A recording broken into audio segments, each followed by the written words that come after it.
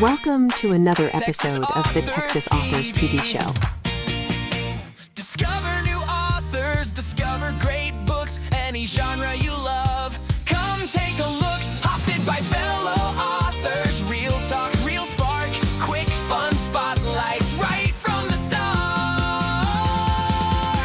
Watch it anytime, share it when you do. Texas Authors TV.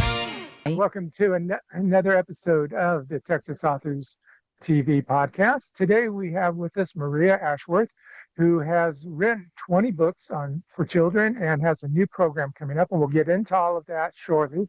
But let's start with the basics, Maria. What got you into writing? I understand that you were a poor reader when you were younger and you wanted to become a teacher, so there was a lot of work there. So tell me about that progress and what got you going. Yes, I was a terrible reader. I was always behind.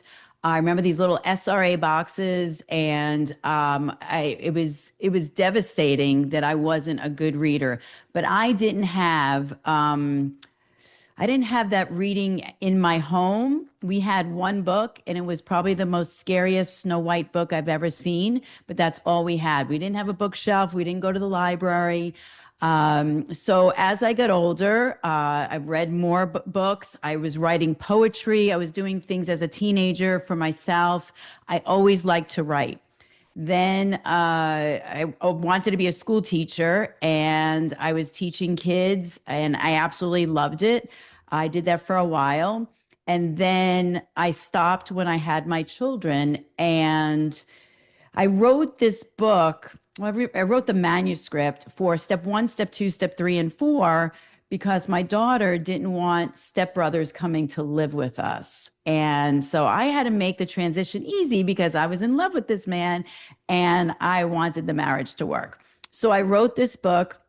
I wrote it in rhyme, and they just absolutely loved it. She's like, "This is so good." I was like, "Oh, thanks." And I just figured, it's just a little story for her. And so my husband at the time said, "You really should put this into publishing." I was like, "No."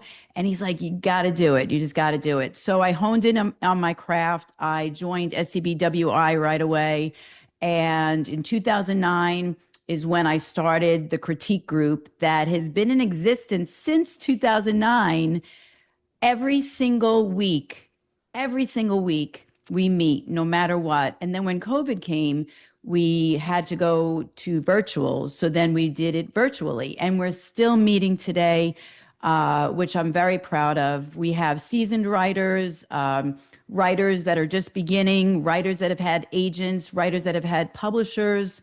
And we just have expanded. We started as a picture book group, but then we expanded into all genres, every single genre, which made me a better writer. In all ways. I had my critique group say to me that I should write adult novels. And I was like, no, which I did. So I'm now writing adult novels as well under a different pen name.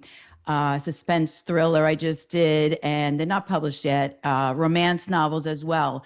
But I still continue. I have a plethora of picture books still waiting to be published. I did have an agent. I did have a publisher at the time. And then I broke away and on good terms. And then I produced my own publishing company, imprint, Big Belly Book Company. And I acquired 4 other authors under that. I acquired all the illustrators that I was already using with my books, and I acquired them. And now I've weaned down to just myself and one other gal, but that's still in existence. And that's where my next adventure, my next creation is coming from Big Belly Book Company. So that's how it all began. And I've never stopped, and I'm just constantly publishing. And I've had some great experiences, especially with Tommy James, The Littlest Cowboy in the Town of Wreckin. I had a parent who contacted me not but 2 years ago, and his child was 6, and said, "You're not going to believe this. We picked up your book. My son has a brown horse. My son's a cowboy, and his name is Tommy James." And I was like, oh my gosh, how can this be? And I got to say, I don't have the picture here. I have it on my wall in my desk. he looks like Tommy James. So then I just published Tommy James Meets Doodle and Darla, and she's a graffiti artist cowgirl, which I think I'm the only one that has written something like that. And the dad contacted me 2 years later, and he said, "You're not going to believe, but my daughter is 16, and her nickname is Doodles." And I was like, how could this be? This is crazy. So he got that one. And then I had a news station in Tennessee because I was writing to them and I wanted them to pick up the good, feel good story. And this one gal, she was an intern working for one of the stations, I think it was Channel 4. And she's like, "I don't know why they're not picking this up, but I want to do this." And I was like, yeah. So I was going to go visit, but Tennessee, something happened. We couldn't go. She went there. She interviewed me, interviewed him. And I got to say, things like that have inspired me to keep writing more and more for children. And with this career as an author, what else do I do? I'm a storytime host, and I host storytime within the month. I have clients I see every single month, repeaters, and I have a good clientele. I go there for an hour. I sing songs. I read stories, not just my books. I go to the library. I probably have read at this point over 5,000 picture books or more. And then we do a craft. And I got to say, that has been the most rewarding for me. And this has helped me create this story time job that I absolutely adore and love. And I've grown with these families. I just had a girl today because I only do, they come from infants to age 8. But if you're homeschooled, maybe you might be older. I had this one girl today, 9 years old, come back to me. And it touched my heart because she was coming as a baby and just kept coming and coming. And now she's one of my kids that I see all the time. And it happens in each of my story hours. I go into subdivisions. I go I have La Centera on the Green, which is an outside space for the community. So I do it all over. So that's me in a nutshell at this point. So The remaining time we have for this segment, please tell us a little bit more about your books, because you have a wide variety. You tackle different issues and stuff like that. So understand we only have a few minutes. So give us a rundown, a quick synopsis. So the synopsis of these books, they come from somewhere. So Tommy James came from me being challenged that I'm a New Yorker and I would never be able to write a cowboy book. Did that. Toofus is a beaver without front choppers. What could be so special? Well, there is something special. It's very similar, could run on along the line between Rudolph the Red-Nosed Reindeer. Real giraffes wear high heel shoes. That came about when I was in the movie theater and I was listening to a Vince Vaughn movie. And he said something about, giraffes can't wear high heels and, too tall. And I was like, bingo, got that one. And Little Fir with a Big Wish is this tree that wants to be the Rockefeller tree. But all the other trees are telling him, you're way too small. Something even better happens for that tree. And then Smelly Cat is not about the Friends, episode. Smelly Cat is about my dog who I had, Lily, who she adored me. And I wondered if I brought a baby into the house, would she still feel the same way towards me, or how would she feel towards the baby? So the baby is a smelly cat. So that's how that began. My Big Tree is a concept picture books, word recognition, word repetition. Be the One came out when COVID came and we were all very internal. Well, this is about being external, about thinking about others and doing for others. I live with a dinosaur. My daughter, when she was growing up, her name is Brooke. She was a Brookosaurus. She'd go around, and I would say that she's a dinosaur. So I have a whole bunch of others here. Sushi Kitty, that's a middle grade novel that came for when I was eating sushi. And I wondered why there wasn't a female cooking creating sushi behind the sushi bar. Well, there is a reason for that. And a woman's hands are too warm and they can't perfect the correct sushi. Also, women have a chemical makeup that can be exude into the sushi roll and change the taste of the roll. And then the waving cat statue, the lucky cat, that's part of that as well. And I made that, I put those two together. I don't know how much time we have. Iggy Lou is about a little snow globe who wants to be free. And I was in Target at the time and looked at all the snow globes and all the figurines. And I wondered if they ever wished to be free, or were they happy being stuck in that snow globe all year long? So each of them come from somewhere. Power of Three, this last one here. A dad came to me and he has two girls, and he said, I have a terrific idea for this book about having the power and the power within your family.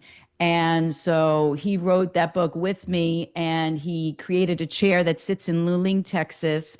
And so if you ever visit Luling, that's where the chair is at. And then again, there's my very, very popular one, Step 1, Step 2, Step 3, and 4. That one is my hottest book. It's constantly sells almost every day. I am in an anthology right there, a woman's anthology. Trying to see. Oh, so Hill of Grace is when I lost my daughter, and it's about believing in miracles, faith, and hope.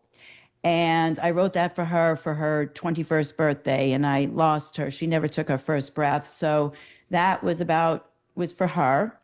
And like I said, Night Night Cat, if you have a cat and you're trying to put a cat to bed at night, that's not happening.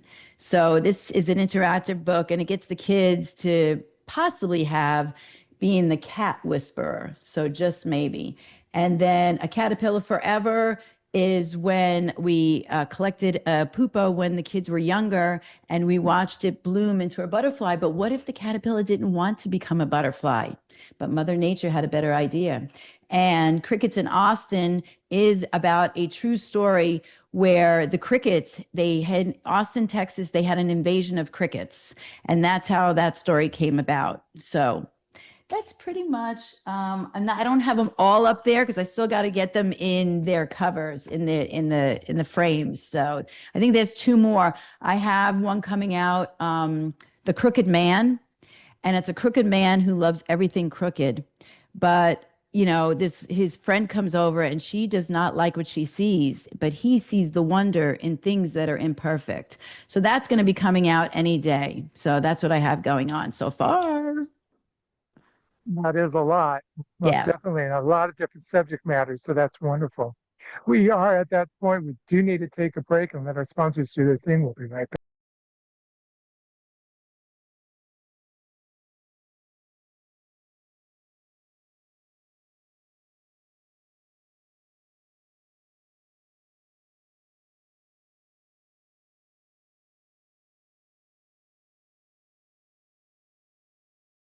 Authors deserve more than random advice, expensive promises, and services that vanish after payment. That is why Bourgeois Media and Consulting created the Authors Success Center.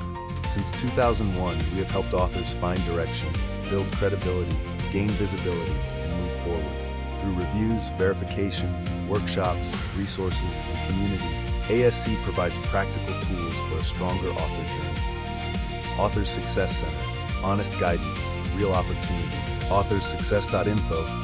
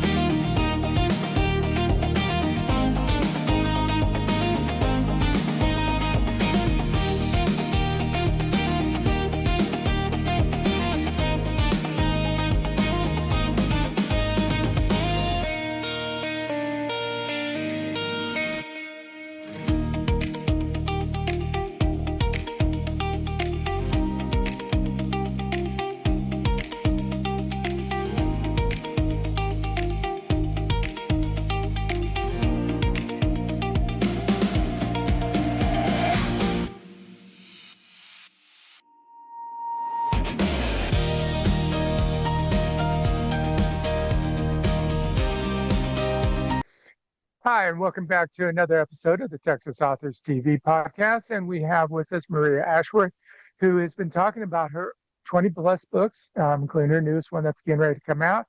But she's got a new program that she's developing to help encourage reading. Now, Maria, a lot of people this day and age, because of digital items, the iPads, the phones, and all this other stuff, are saying kids are not reading as much as they used to.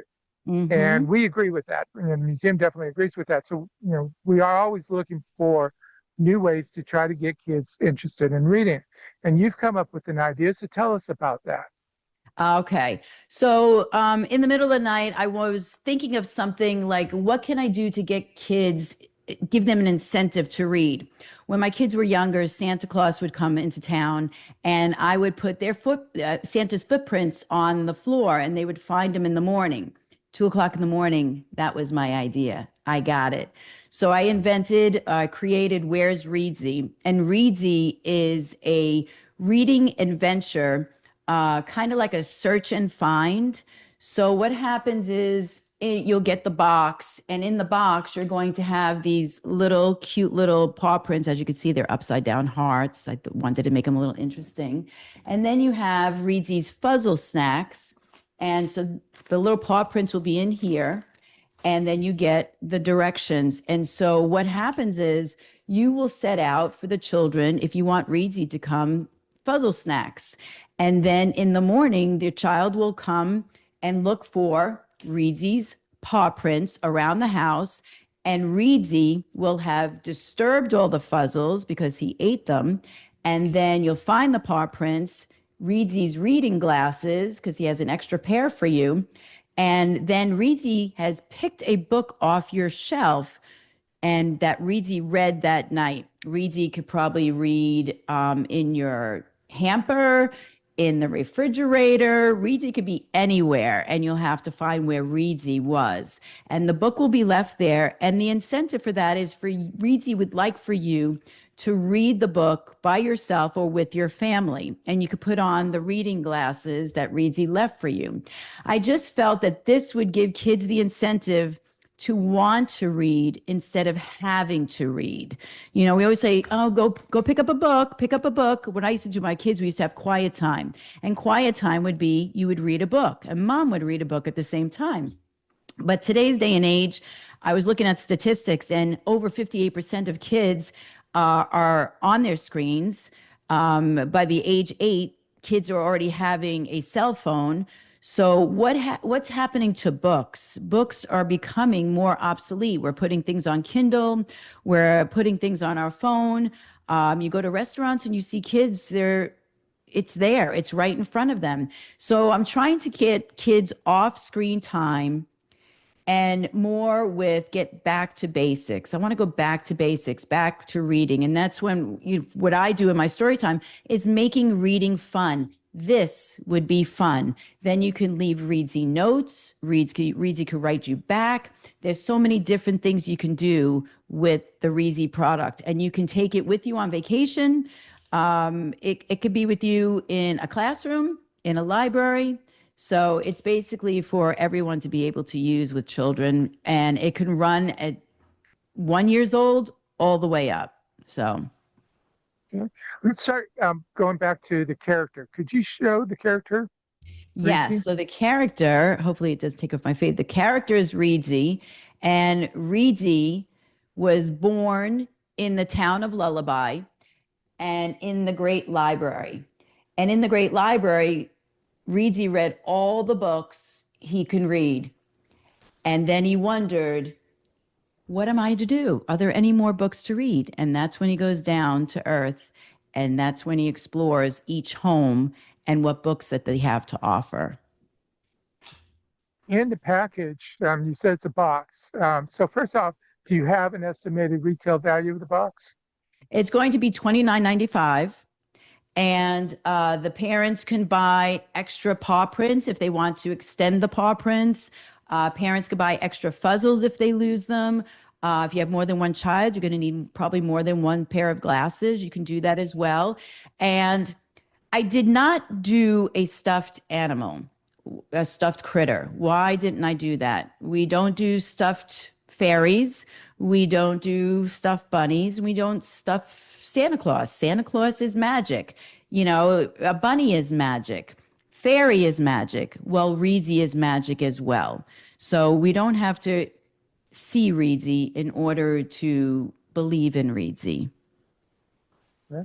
In the reference to the snacks, those are not edible for children, correct? Correct, correct. And it does say that on the box. It'll say that it's not intended for eating or anything like that. Yes, everything is on there, disclaimers, everything.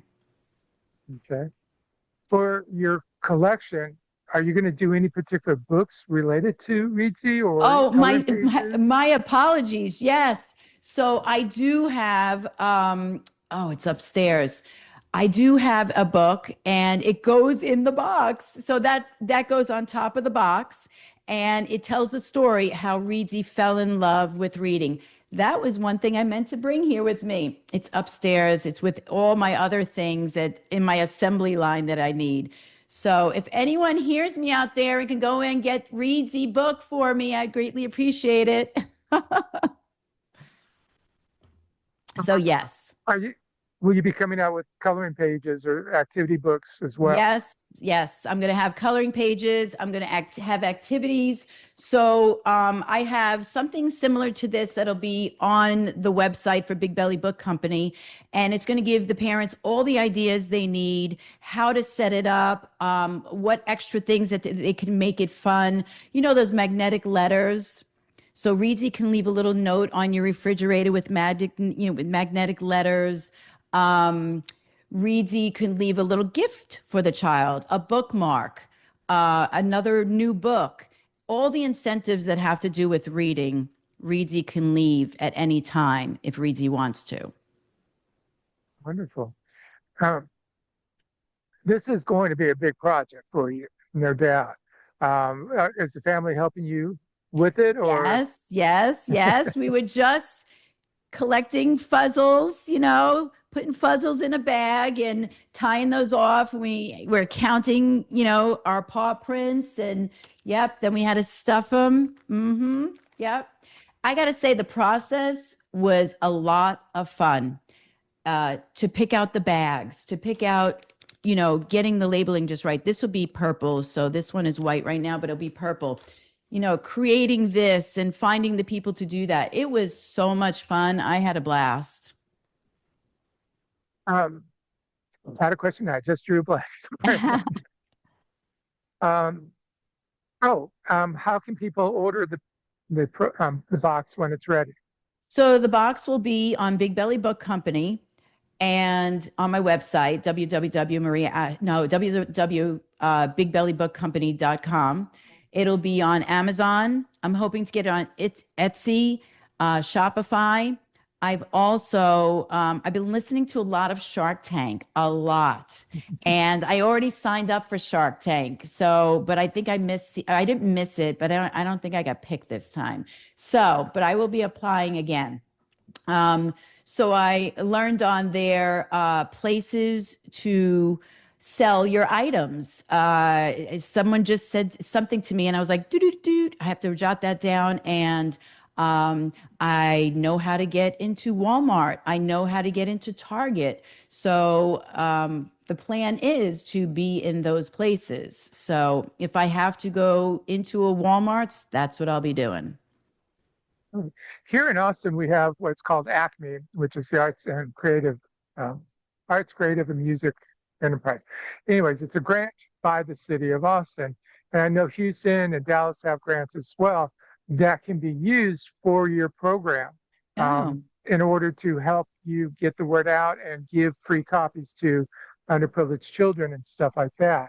I love it. So I would encourage checking that out too. I'm definitely going to do that. So, and this is all, a lot of it's going to be word of mouth. So because I do story time, I got very close with a lot of families and I do have at least 4 families that are willing to take a free box and use it. I also have the little child in Nashville and he's going to use it as well. So yes, I'm looking to donate free boxes to Anyone who wants to use their product, teachers, librarians, preschools, anywhere.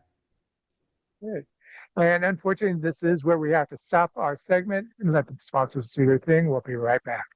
Hit play, let's see. Texas Authors TV.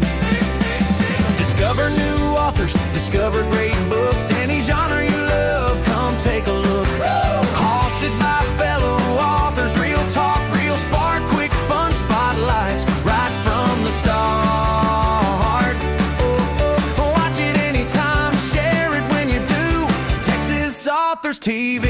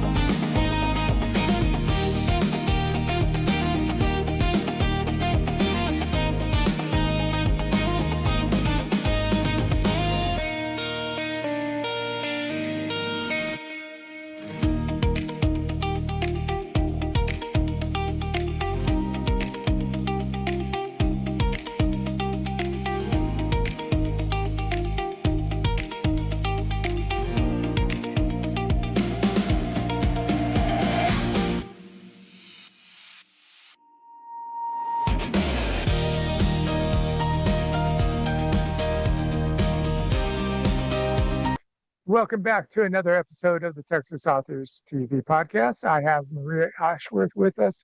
We've been talking about Readsy, her new program for encouraging kids to read, and of course about her 20 books and stuff. So the big question we want to make sure our listeners know, how can they find you on social media as well as your website? Sure. Social media, I am now just on Facebook and TikTok. So it's going to be Maria Ashworth on Facebook. Where's Readsy is on Facebook as well. And then on TikTok, it's Miss Maria Storyteller. And Where's Readsy is on there as well. My personal website is www.mariaashworth.com. And then Big Belly Book Company, who also has all the books and Readsy, will be www.bigbellybookcompany.com. Were you taking pre-orders for Readsy's book? I am. Yes. And that's on the Big Belly site. And when are you anticipating releasing it? In September. That's my plan. Yes, that's my plan. With all the things you've written, I want to go back to the first one that you started because of your daughter getting used to all these extra stepbrothers and stuff. Are you constantly still finding story ideas out there, or have you kind of gotten to a limit at this point? Where you at as far as future books? As far as future, well, I still have a slew in my my queue in my computer. Something is always hitting me. Something is always coming. The Crooked Man, like I said, everybody seems to want things perfect. Well, life is not perfect. And that's how The Crooked Man came to be. And he's a little old man who just loves that things are not perfect. And in the end, this woman sees the imperfect to be just as beautiful as being perfect. So anything, like all these books here, come from pretty much a personal experience or something that has touched me. And I go, I'm going to write that. So I still have things that I see out in the world that I'm still continuing, jotting notes down and hoping to create something of that. I'm going to say, as we know, picture books are not a big money maker. And it's just not, and that's the way it is.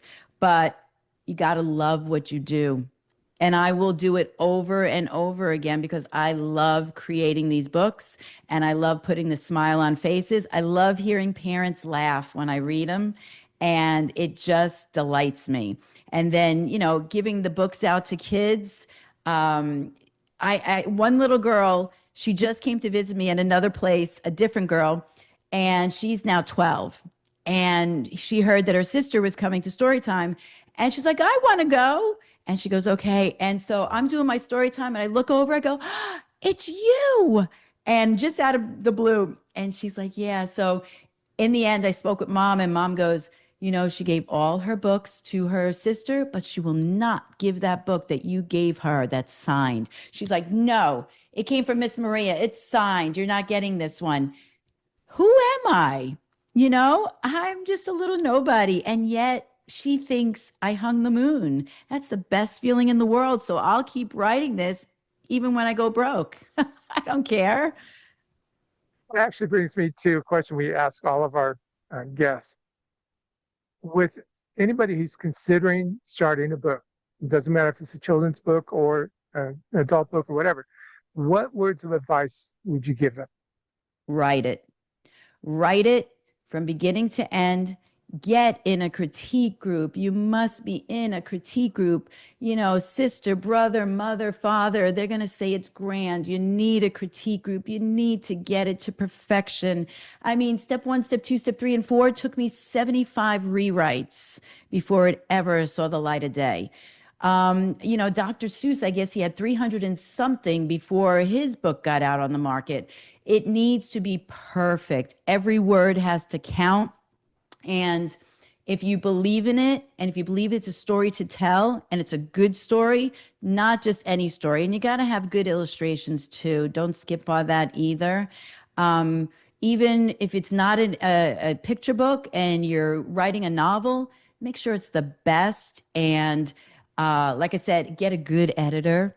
You need a good editor. Do not skimp. I've done all those. 2 of my adult novels have been through editing. She's done a great job. So I'm looking forward to getting that out on the market too. But again, same thing with these. I would never put anything that's not the best of the best out there. You just don't do it. I wouldn't. That's mine. That is a perfect spot for us to end this interview. I want to thank you very much for being with us. We wish you the best of luck. Thank you so much for having me. I was so happy to be here. Take care. Texas Authors TV is produced by B. Allen Bourgeois for the Texas Authors Museum. Copyright 2026. If you would like to become a sponsor, please email us at texasauthors@outlook.com. If you would like to be on the show, please email us at texasauthors@outlook.com. Music is Frolic of Words, created for the show